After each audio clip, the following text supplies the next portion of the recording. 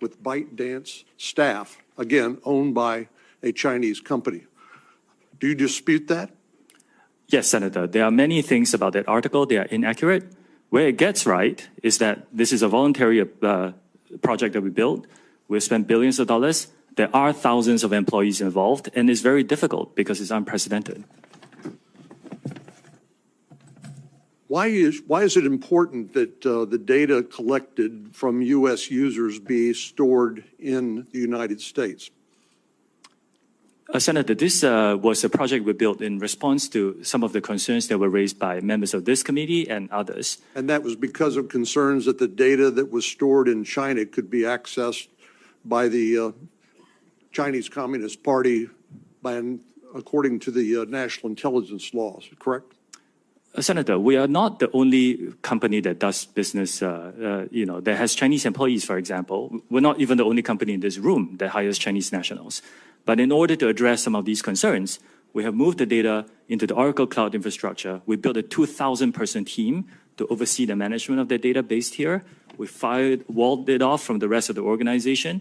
And then we open it up to third parties like Oracle, and we will onboard others to give them third-party validation. This is unprecedented access. I think we are unique in taking even more steps to protect user data in the United States. Well, you've disputed the Wall Street Journal story published yesterday. Are you going to conduct any sort of investigation to see whether there's any truth to the allegations made in the article, or are you just going to dismiss them outright? We're not going to dismiss them. So we have ongoing security inspections, not only by our own personnel, but also by third parties to ensure that the system is rigorous and robust. No system that any one of us can build is perfect. But what we need to do is to make sure that we are always improving it and testing it against bad people who may try to bypass it. And if anyone breaks our policies within our organization, we will take disciplinary action against them. Thanks, Senator Cornyn. Senator Coons. Thank you, Chairman Durbin. First, I'd like to start by thanking all the families that are here today, all the parents who are here because of a child they have lost, all the families that are here because you want us to see you and to know your concern. You have contacted each of us in our offices expressing your grief, your loss, your passion, and your concern. And the audience that is watching can't see this. They can see you, the witnesses from the companies. But this room is packed as far as the eye can see. And when this hearing began, many of you picked up and held pictures of your beloved and lost children. I benefit from and participate in social media, as do many members of the committee and our nation and our world. There are now a majority of people on Earth participating in and in many ways benefiting from one of the platforms you have launched or you lead or you represent. And we have to recognize there are some real positives to social media. It has transformed modern life, but it has also had huge impacts on families, on children, on nations. And there's a whole series of bills championed by members of this committee that tries to deal with the trafficking in illicit drugs, the trafficking in illicit child sexual material, the things that are facilitated on your platforms that may lead to self-harm or suicide. So we've heard from several of the leaders on this committee, the chair and ranking and very talented and experienced senators. The frame that we are looking at this is consumer protection. When there is some new technology, we put in place regulations to make sure that it is not overly harmful. As my friend Senator Klobuchar pointed out, one door flew off of one plane, no one was hurt. And yet the entire Boeing fleet of that type of plane was grounded, and a federal fit-for-purpose agency did an immediate safety review. I'm going to point not to the other pieces of legislation that I think are urgent that we take up and pass, but to the core question of transparency. If you're a company manufacturing a product that is allegedly addictive and harmful, one of the first things we look to is safety information. We try to give our constituents, our consumers, warnings, labels that help them understand what are the consequences of this product and how to use it safely or not. As you've heard pointedly from some of my colleagues, If you sell an addictive, defective, harmful product in this country in violation of regulations and warnings, you get sued. And what is distinct about platforms as an industry is most of the families who are here because there were not sufficient warnings and they cannot effectively sue you. So let me dig in for a moment if I can, because each of your companies voluntarily discloses information about the content and the safety investments you make and the actions you take. There was a question pressed, I think it was by Senator Graham earlier, about TikTok. I believe, Mr. Chu, you said invest $2 billion in safety. My background memo said your global revenue is $85 billion. Mr. Zuckerberg, my background memo says you're investing $5 billion in safety in Meta, and your annual revenue is on the order of $116 billion. So what matters, you can hear some expressions from the parents in the audience, what matters is the relative numbers and the absolute numbers. Your data folks, if there's anybody in this world who understand data, it's you guys. So I want to walk through whether or not these voluntary measures of disclosure of content and harm are sufficient. Because I would argue we're here because they're not. Without better information, how can policymakers know whether the protections you've testified about, the new initiatives, the starting programs, the monitoring, and the takedowns are actually working? How can we understand meaningfully how big these problems are without measuring and reporting data? Mr. Zuckerberg, your testimony referenced a National Academy of Sciences study that said at the population level, there is no proof about harm for mental health. Well, it may not be at the population level, but I'm looking at a room full of hundreds of parents who have lost children. And our challenge is to take the data and to make good decisions about protecting families and children from harm. So let me ask about what your companies do or don't report. And I'm going to particularly focus on your content policies around self-harm and suicide. And I'm just going to ask a series of yes or no questions. And what I'm getting at is, do you disclose enough? Mr. Zuckerberg, from your policies prohibiting content about suicide or self-harm, do you report an estimate of the total amount of content, not a percentage of the overall, not a prevalence number, but the total amount of content on your platform that violates this policy? And do you report the total number of views that self-harm or suicide-promoting content that violates this policy gets on your platform? Yes, Senator. We pioneered a quarterly reporting on our community standards enforcement across all these different categories of harmful content. We focus on prevalence, which you mentioned, because what we're focused on is what % of the content that we take down. So, Mr. Zuckerberg, I'm going to interrupt you, and you're very talented. I have very little time left. I'm trying to get an answer to a question. Not as a percentage of the total, because remember, it's a huge number, so the percentage is small. But do you report the actual amount of content and the amount of views self-harm content received? No, I believe we focus on prevalence. Correct. You don't. Ms. Yakarina, yes or no? You report it or you don't? Senator, as a reminder, we have less than 1% of our users that are between the ages of 13 and 17. Do you report the absolute number of how many images and how often viewed? Posts and accounts that we've taken down in 2023. Yes. We've taken over almost 1 million posts down that in regards to mental health and self-harm. Mr. Chu, do you disclose the number of appearances of these types of content and how many are viewed before they're taken down? Senator, we disclose the number we take down based on each category of violation and how many of that were taken down proactively before it was reported. Mr. Spiegel? Yes, Senator, we do disclose. Mr. Citron? Yes, we do. So I've got 3 more questions I'd love to walk through if I had unlimited time. I will submit them for the record. The larger point is that platforms need to hand over more content about how the algorithms work, what the content does, and what the consequences are. Not at the aggregate, not at the population level, but the actual numbers of cases so we can understand the content. In closing, Mr. Chairman, I have a bipartisan bill, the Platform Accountability and Transparency Act, co-sponsored by Senators Cornyn, Klobuchar, Blumenthal on this committee and Senator Cassidy and others. It's in front of the Commerce Committee, not this committee. But it would set reasonable standards for disclosure and transparency to make sure that we're doing our jobs based on data.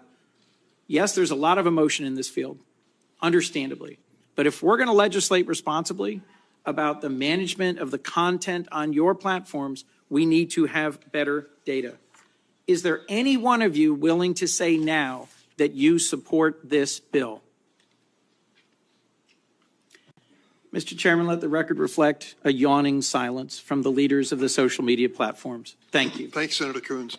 We're on the first of two roll calls. And so please understand if some of the members leave and come back, it's no disrespect. They're doing their job. Senator Lee. Thank you, Mr. Chairman. Tragically, survivors of sexual abuse are often repeatedly victimized and re-victimized over and over and over again by having non-consensual images of themselves on social media platforms.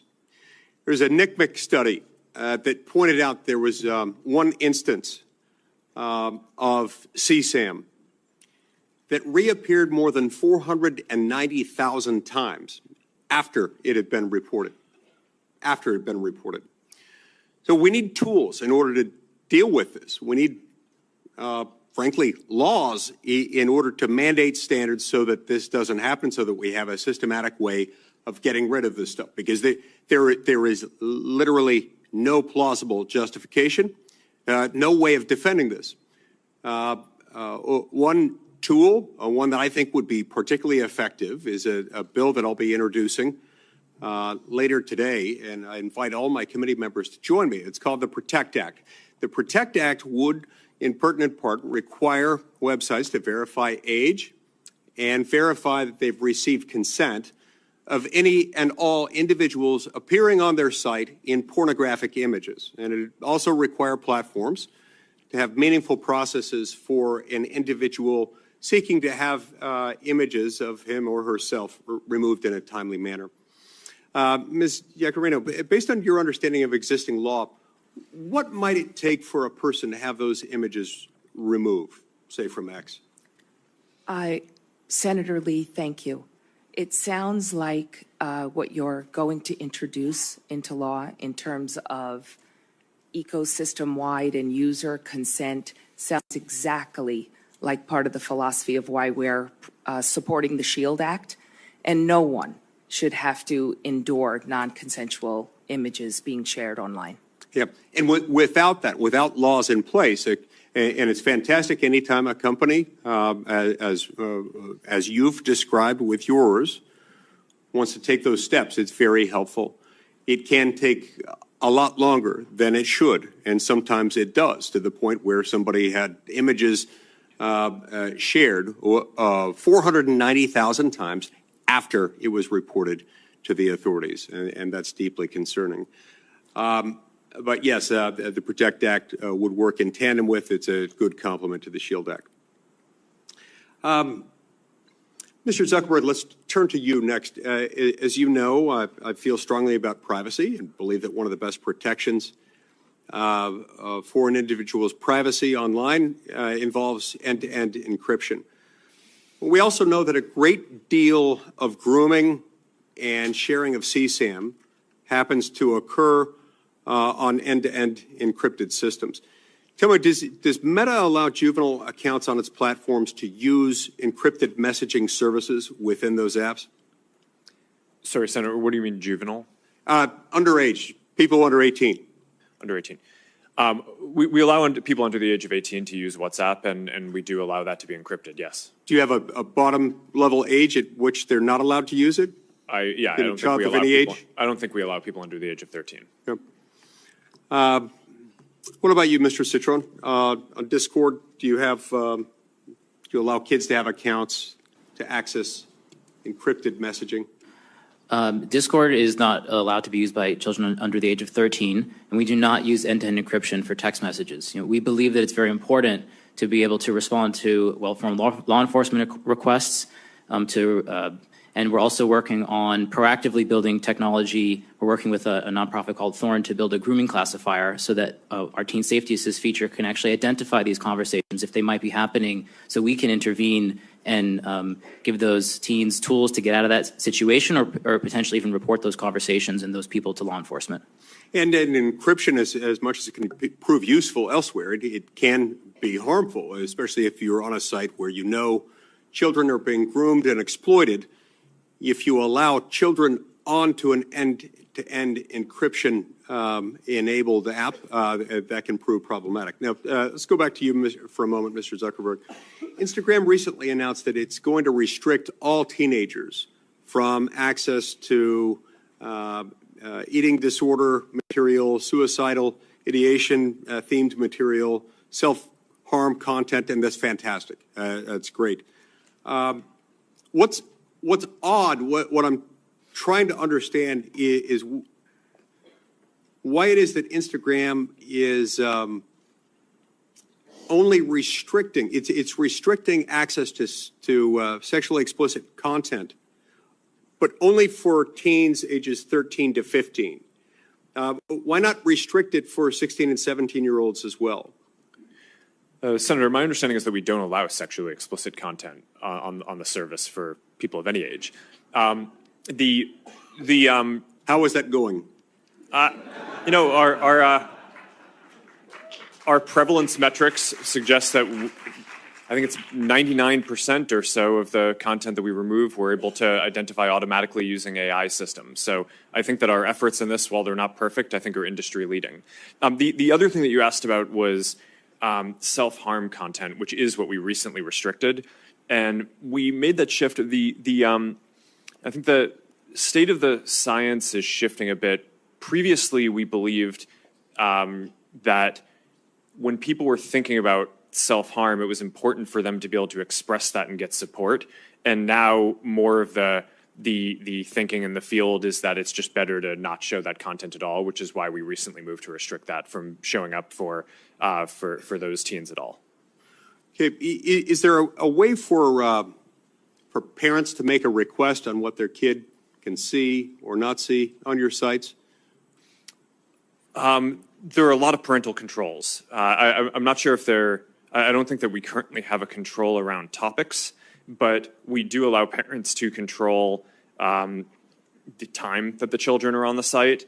And also, a lot of it is based on kind of monitoring and understanding what the teen's experience is, what they're interacting with. Mr. Citrin, Discord allows pornography on its site. Now, reportedly, 17% of minors who use Discord have had online sexual interactions on your platform, 17%, and 10% have those interactions with someone that the minor believed to be an adult. Do you restrict minors from accessing Discord servers that host pornographic material on them? Senator, yes, we do restrict minors from accessing content that is marked for adults. Discord also does not recommend content to people. Discord is a chat app. We do not have a feed or an algorithm that boosts content. So we allow adults to share content with other adults in adult-labeled spaces, and we do not allow teens to access that content. Okay. I see my time's expired. Thank you. Welcome, everyone. We are here in this hearing because as a collective, your platforms really suck at policing themselves. We hear about it here in Congress with fentanyl and other drug dealing facilitated across platforms. We see it and hear about it here in Congress with harassment and bullying that takes place across your platforms. We see it and hear about it here in Congress with respect to child pornography, sexploitation, and blackmail, and we are sick of it. It seems to me that there is a problem with accountability because these conditions continue to persist. In my view, Section 230, which provides immunity from lawsuit, is a very significant part of that problem. If you look at where bullies have been brought to heel recently, whether it's Dominion finally getting justice against Fox News after a long campaign to try to discredit the election equipment manufacturer, or whether it's the moms and dads of the Sandy Hook victims finally getting justice against InfoWars and its campaign of trying to get people to believe that the massacre of their children was a fake put on by them, or even now, more recently, with a writer getting a very significant judgment against Donald Trump after years of bullying and defamation. An honest courtroom has proven to be the place where these things get sorted out. And I'll just describe one case, if I may. It's called Doe versus Twitter. The plaintiff in that case was blackmailed in 2017 for sexually explicit photos and videos of himself, then aged 13 to 14. A compilation video of multiple CSAM videos surfaced on Twitter in 2019. A concerned citizen reported that video on December 25th, 2019, Christmas Day. Twitter took no action. The plaintiff, then a minor in high school in 2019, became aware of this video from his classmates in January of 2020.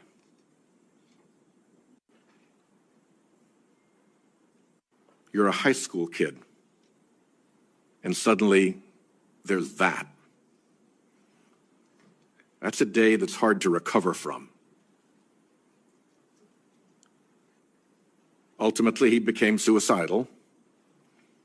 He and his parents contacted law enforcement and Twitter to have these videos removed on January 21st and again on January 22nd of 2020, and Twitter ultimately took down the video on January 30th, 2020, once federal law enforcement got involved.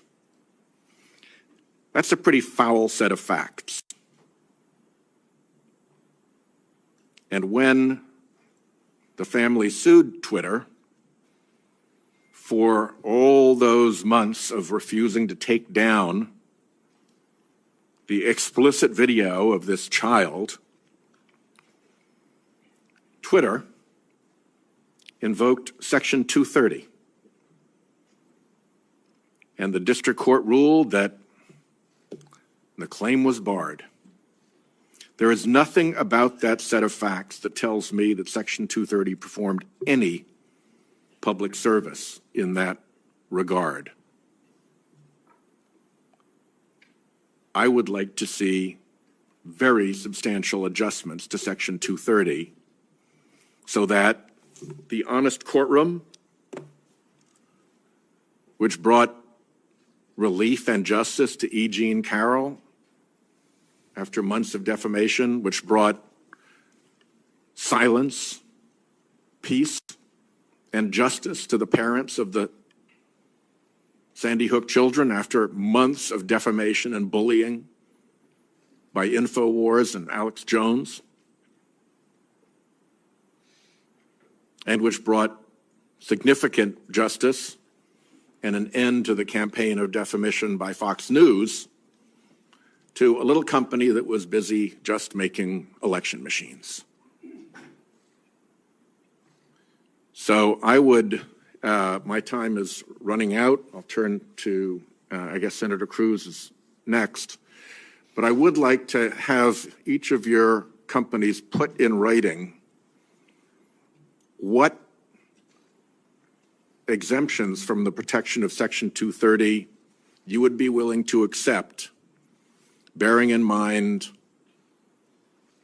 the fact situation in Doe versus Twitter, bearing in mind the enormous harm that was done to that young person and that family by the non-responsiveness of this enormous platform over months and months and months and months. Again, think of what it's like to be a high school kid and have that stuff up in the public domain and have the company that is holding it out there in the public domain react so disinterestedly. Okay? Will you put that down in writing for me? 1, 2, 3, 4, 5 yeses. Done. Senator Cruz. Thank you, Mr. Chairman. Social media is a very powerful tool, but we're here because every parent I know, and I think every parent in America, is terrified about the garbage that is directed at our kids. I have 2 teenagers at home, and the phones they have are portals to predators, to viciousness, to bullying, to self-harm. And each of your companies could do a lot more to prevent it. Mr. Zuckerberg, in June of 2023, the Wall Street Journal reported that Instagram's recommendation systems were actively connecting pedophiles to accounts that were advertising the sale of child sexual abuse material. In many cases, those accounts appeared to be run by underage children themselves, often using code words and emojis to advertise illicit material. In other cases, the accounts included indicia that the victim was being sex trafficked. Now, I know that Instagram has a team that works to prevent the abuse and exploitation of children online. But what was particularly concerning about the Wall Street Journal expose was the degree to which Instagram's own algorithm was promoting the discoverability of victims for pedophiles seeking child abuse material. In other words, this material wasn't just living on the dark corners of Instagram. Instagram was helping pedophiles find it by promoting graphic hashtags, including hashtag pedwhore and hashtag preteen sex, to potential buyers. Instagram also displayed the following warning screen to individuals who were searching for child abuse material. These results may contain images of child sexual abuse. And then you gave users 2 choices. Get resources or see results anyway. Mr. Zuckerberg, what the hell were you thinking? All right, Senator. The basic science behind that is that when people are searching for something that is problematic, it's often helpful to, rather than just blocking it, to help direct them towards something that that could be helpful for getting them to get help. In what, I understand get resources. In what sane universe is there a link for see results anyway? Well, because we might be wrong. We try to trigger this warning, or we tried to, when we think that there's any chance that the results. Okay, you might be harmful. wrong. Let me ask you, how many times was this warning screen displayed? I don't know, but the you don't know. Why don't you know? I don't know the answer to that off the top of my head. But Well, you know what, Mr. Zuckerberg? It's interesting you say you don't know it off the top of your head, because I asked it in June of 2023 in an oversight letter, and your company refused to answer. Will you commit right now to within 5 days answering this question for this committee? we'll follow up on that. Is that a yes? Not a will follow up. I know how lawyers write statements saying we're not going to answer. Will you tell us how many times this warning screen was displayed? Yes or no? Senator, I'll personally look into it. I'm not sure if we have. Okay, so you're refusing to answer that. Let me ask you this. How many times did an Instagram user who got this warning that you're seeing images of child sexual abuse, how many times did that user click on see results anyway? I want to see that. Senator, I'm not sure if we stored that, but I'll personally look into this and we'll follow up after. And what follow-up did Instagram do when you have a potential pedophile clicking on, I'd like to see child porn? What did you do next when that happened? Senator, I think that an important piece of context here is that any context that we think is child sexual Mr. Zuckerberg, abuse, that's called a question. What did you do next when someone clicked, you may be getting child sexual abuse images, and they click, see results anyway? What was your next step? You said you might be wrong. Did anyone examine, was it in fact child sexual abuse material? Did anyone report that user? Did anyone go and try to protect that child? What did you do next? Senator, we take down anything that we think is sexual abuse material on the service, and we do. Did anyone report verify whether it was in fact child sexual abuse material? Senator, I don't know if every single search result we're following up on, but did you report the people who wanted it? Senator, do you want me to answer your question? Yeah, I want you to answer the question I'm asking. Did you report time to speak, the people who click see results anyway? That's probably one of the factors that we use in reporting. And in general, I mean, we've reported more people and done more reports like this to NCMEC, the National Center of Missing and Exploited Children, than any other company in the industry. We proactively go out of our way across our services to do this and have made, I think it's more than 26 million reports, which is more than the whole rest of the industry combined. So, Mr. Zuckerberg, your company and every social media company needs to do much more to protect children. All right, Mr. Chu, in the next couple of minutes I have, I want to turn to you. You're familiar with China's 2017 National Intelligence Law, which states, quote, all organizations and citizens shall support, assist, and cooperate with national intelligence efforts in accordance with the law and shall protect national intelligence work secrets they are aware of. Yes, I'm familiar with this. TikTok is owned by ByteDance. Is ByteDance subject to the law? For the Chinese businesses that ByteDance owns, yes, it will be subject to this, but TikTok is not available in mainland China. And Senator, as we talked about in your office, we built Project Texas to put this out of reach. So ByteDance is subject to the law. Now, under this law, which says shall protect national intelligence work secrets they are aware of, it compels people subject to the law to lie, to protect those secrets. Is that correct? I cannot comment on that. What I said again is that we have because you have to protect those secrets? No, Senator, TikTok is not available in mainland China. We have moved the data into an American cloud infrastructure. TikTok is controlled by ByteDance, which is subject to this law. Now, you said earlier, and I wrote this down, we have not been asked for any data by the Chinese government, and we have never provided it. I'm going to tell you, and I told this when you and I met last week in my office, I do not believe you. And I'll tell you, the American people don't either. If you look at what is on TikTok in China, you are promoting to kids science and math videos, educational videos, and you limit the amount of time kids can be on TikTok. In the United States, you are promoting to kids self-harm videos and anti-Israel propaganda. Why is there such a dramatic difference? Senator, that is just not accurate. There's not a difference between what kids see in China and what kids see here? Senator, TikTok is not available in China. It's a separate experience there. What I'm saying is... But you have a company that is essentially the same, except it promotes beneficial materials instead of harmful materials. That is not true. We have a lot of science and math content here on TikTok. There's so much of it. Created a STEM feed for 100 billion views. Let me point to this, Mr. Chu. There was a report recently that compared hashtags on Instagram to hashtags on TikTok. And what trended, and the differences were striking. So, for something like hashtag Taylor Swift or hashtag Trump, researchers found roughly 2 Instagram posts for every one on TikTok. That's not a dramatic difference. That difference jumps to 8 to 1 for the hashtag Uyghur. And it jumps to 30 to 1 for the hashtag Tibet.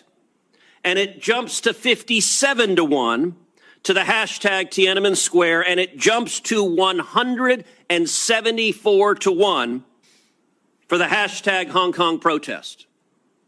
Why is it that on Instagram, people can put up a hashtag Hong Kong protest 174 times compared to TikTok? What censorship is TikTok doing at the request of the Chinese government? None. Senator, that analysis explain is that flawed. differential. The analysis is flawed. It's been debunked by other external sources like the Cato Institute. Fundamentally, a few things happen here. Not all videos carry hashtags. That's the first thing.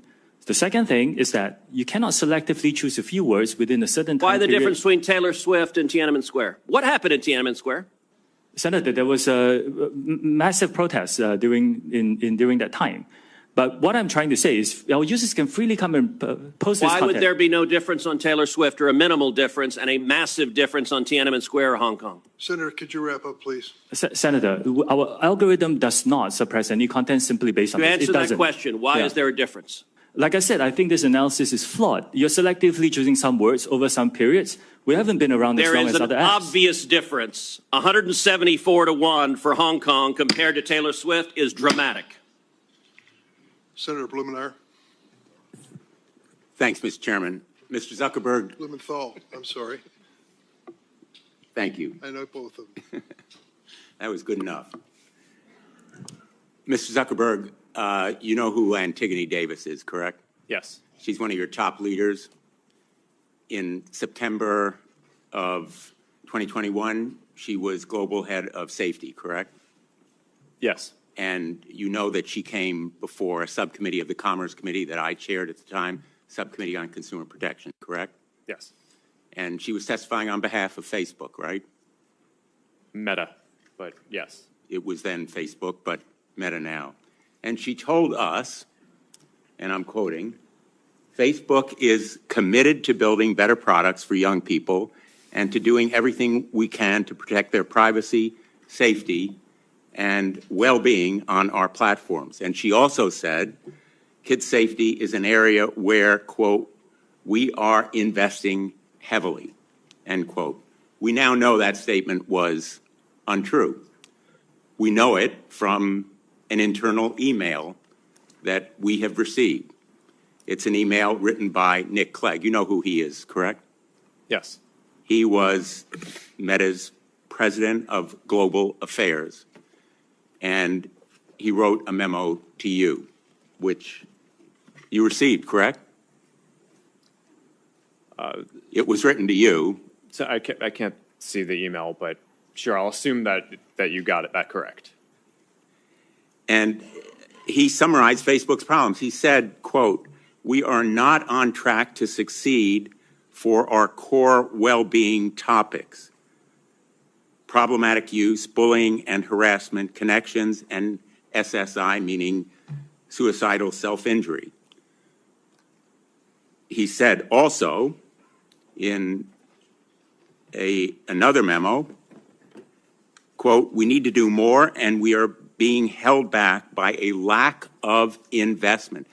This memo has the date of August 28th, just weeks before that testimony from Antigone Davis, correct? Sorry, Senator, I'm not sure what the date of the testimony was. Well, those are the dates on the emails. Nick Clegg was asking you, pleading with you for resources to back up the narrative, to fulfill the commitments. In effect, Antigone Davis was making promises that Nick Clegg was trying to fulfill, and you rejected that request for 45 to 84 engineers to do well-being or safety. We know that you rejected it from another memo, Nick Clegg's assistant, Tim Colburn,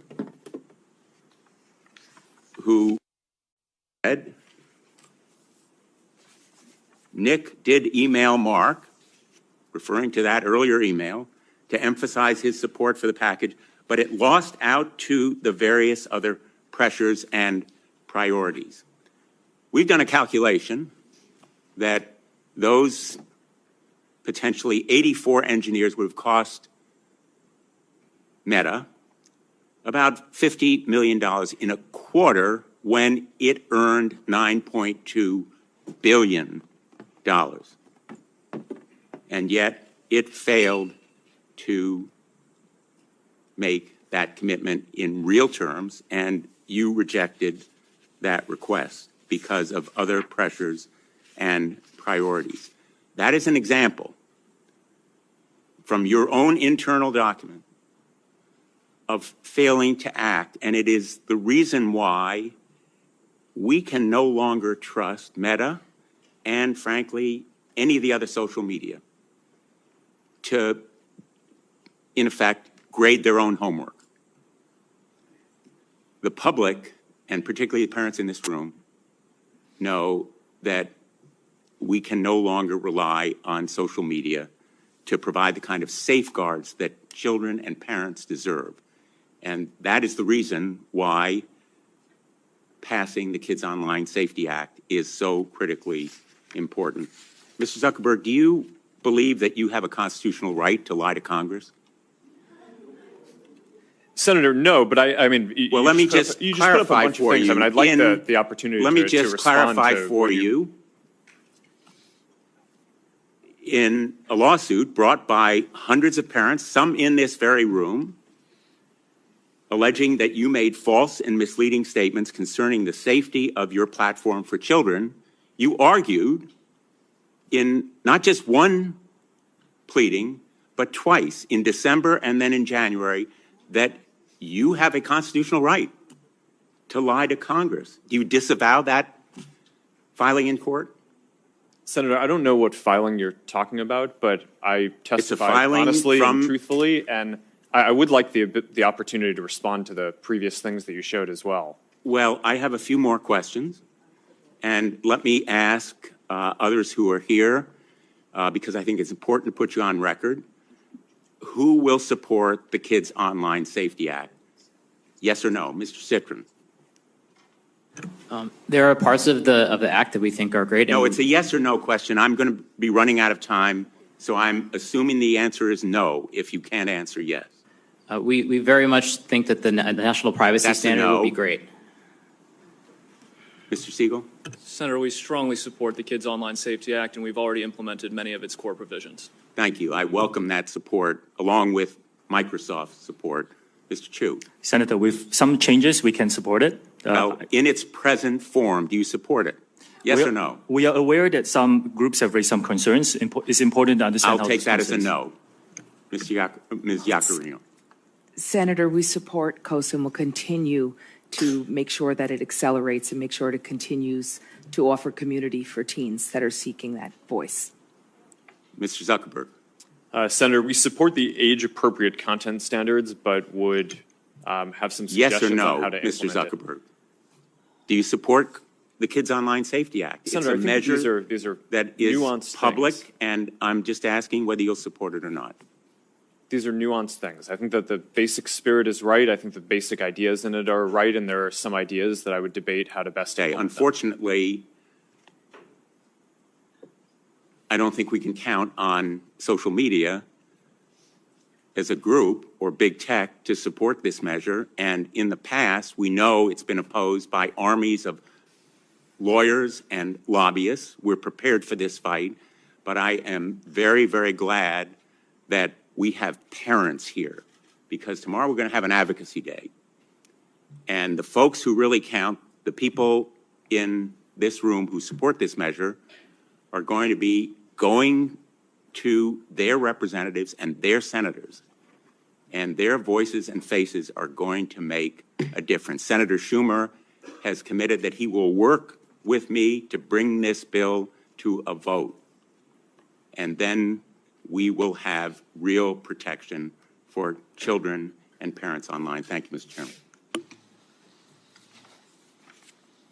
Thank you, Senator Blumenthal.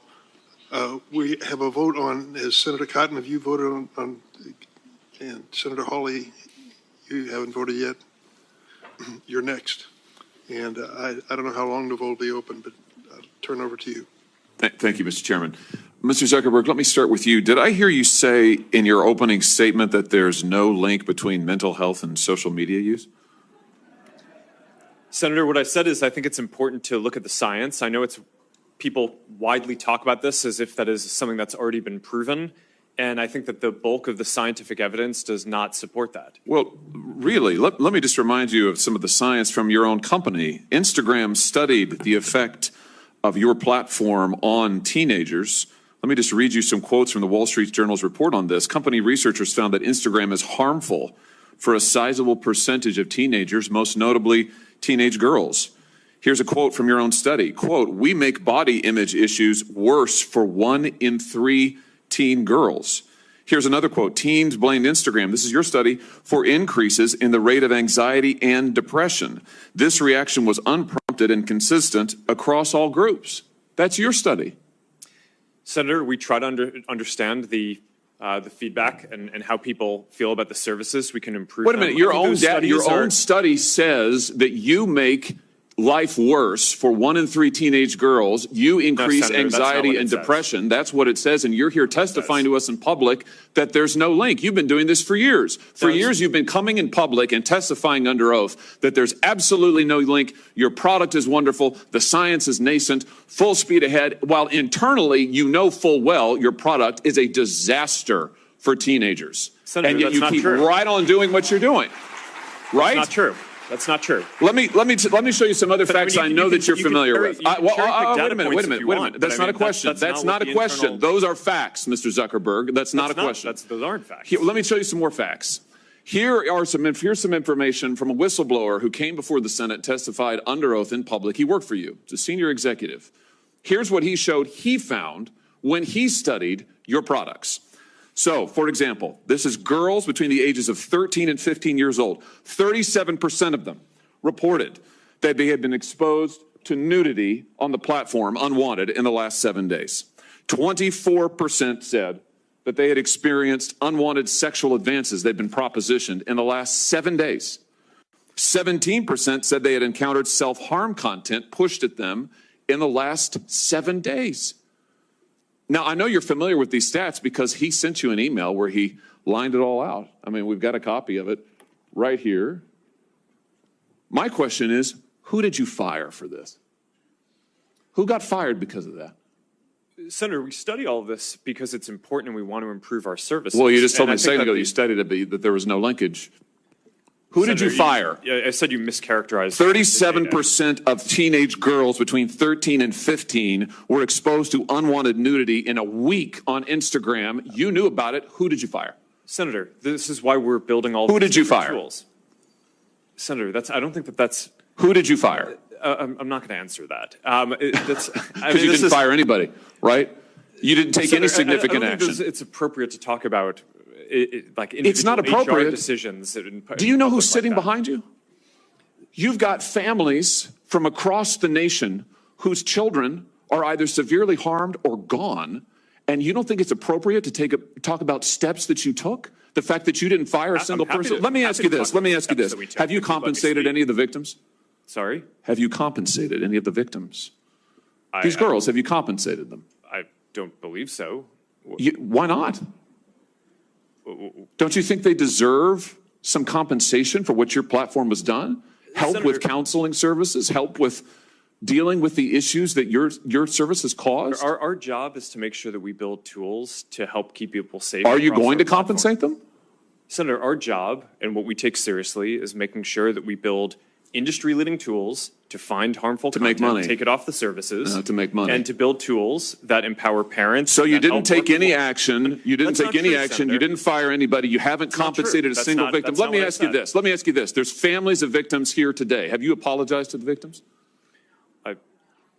Would you like to do so now? Well, they're here. You're on national television. Would you like now to apologize to the victims who have been harmed by your product? Show them the pictures. Would you like to apologize for what you've done to these good people? I'm sorry for everything that you have all gone through. It's terrible. No one should have to go through the things that your families have suffered. And this is why we invest so much and are going to continue doing industry-leading efforts to make sure that no one has to go through the types of things that your families have had to suffer. You know, why, Mr. Zuckerberg, why should your company not be sued for this? Why is it that you can claim, you hide behind a liability shield, you can't be held accountable? Shouldn't you be held accountable personally? Will you take personal responsibility? Senator, I think I've already answered this. I mean, these Well, are try serious this again. issues. Will you take personal responsibility? Senator, I view my job and the job of our company as building the best tools that we can to keep our community safe. Well, you're failing at that. Well, Senator, we're doing an industry-leading effort. We build AI tools nonsense. Your product is killing people. Will you personally commit to compensating the victims? You're a billionaire. Will you commit to compensating the victims? Will you set up a compensation fund Senator, with your money? I think these are with your money. Senator, these are complicated Yes, no, that's not a complicated question, though. That's Senator, a yes or no. Will you set up a victims' compensation fund with your money, the money you made on these families sitting behind you? Yes or no? Senator, I don't think that's my job is to Sounds make sure like a we no. build good tools. My Sounds job like a is no. to make sure that Your job is to be responsible for what your company has done. You've made billions of dollars on the people sitting behind them. Are you here? You've done nothing to help them. You've done nothing to compensate them. You've done nothing to put it right. You could do so here today, and you should. You should, Mr. Zuckerberg.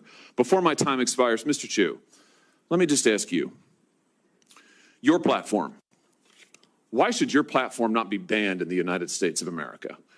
You are owned by a Chinese communist company or a company based in China. The editor-in-chief of your parent company is a Communist Party secretary. Your company has been surveilling Americans for years. According to leaked audio from more than 80 internal TikTok meetings, China-based employees of your company have repeatedly accessed non-public data of United States citizens. Your company has tracked journalists improperly gaining access to their IP addresses, user data, in an attempt to identify whether they're writing negative stories about you. Why should your platform is basically an espionage arm for the Chinese Communist Party? Why should you not be banned in the United States of America? Senator, I disagree with your characterization. Many of what you have said, we have explained in a lot of detail.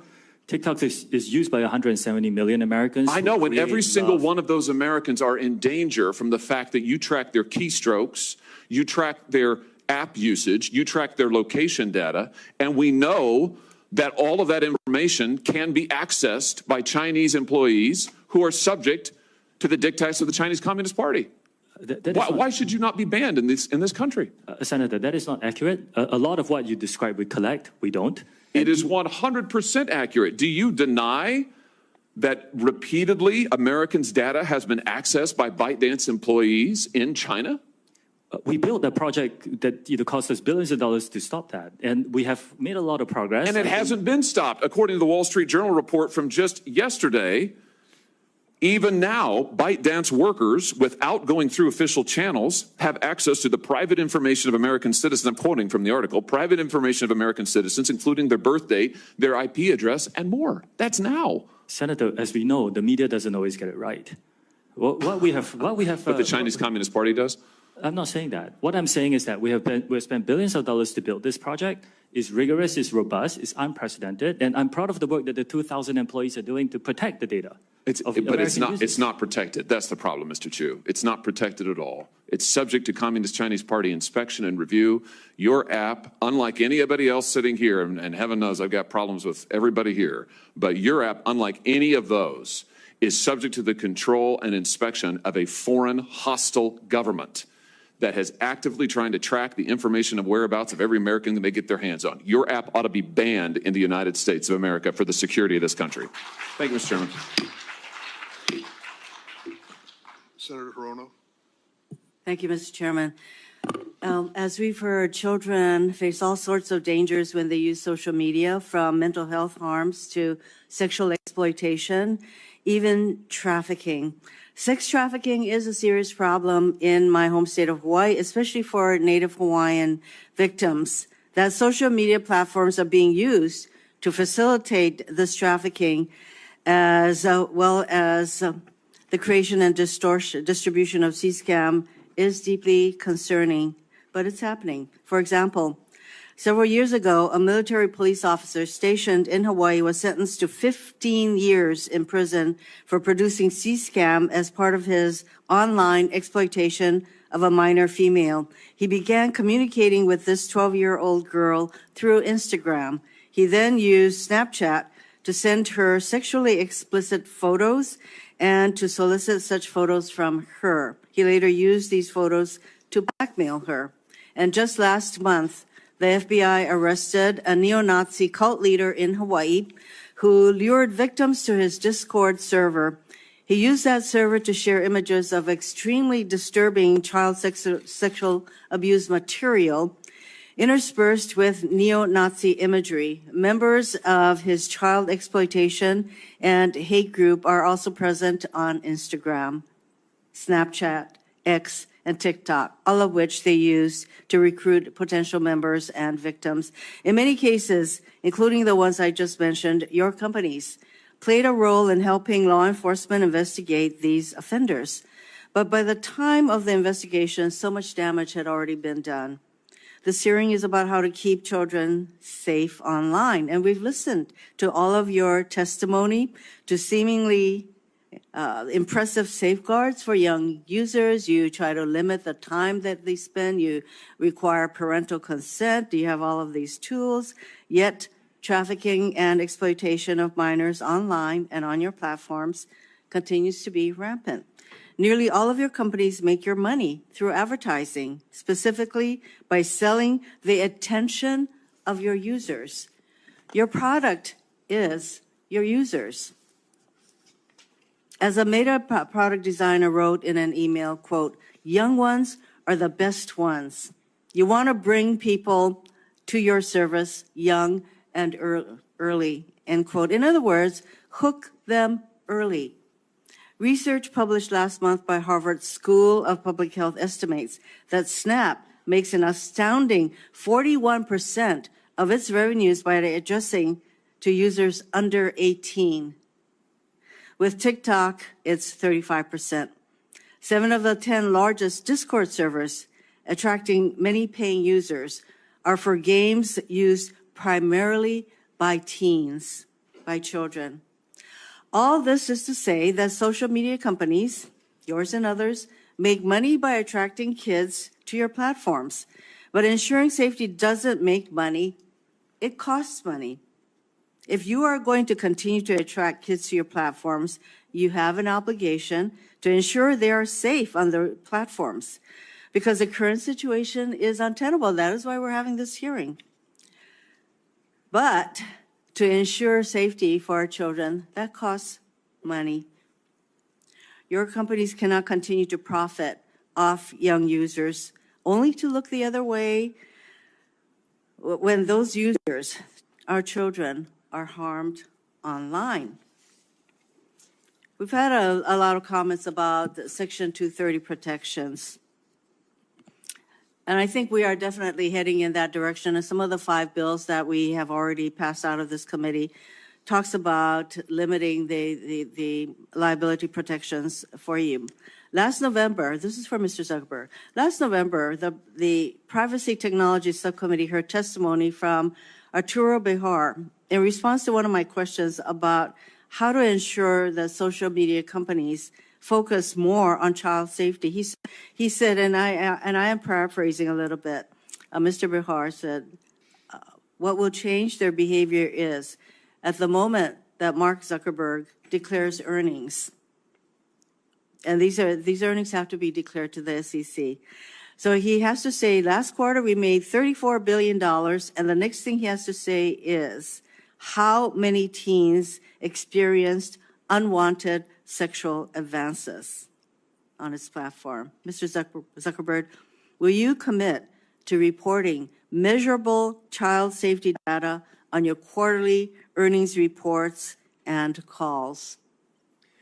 Senator, it's a good question. We actually already have a quarterly report that we issue and do a call to answer questions for how we're enforcing our community standards. That includes not just the child safety issues and so metrics. is that a yes?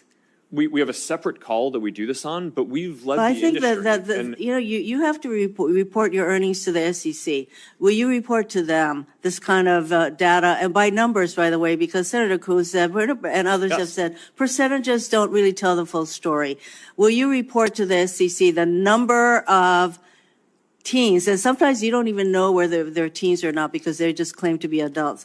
Will you report the number of underage children on your platforms who experience unwanted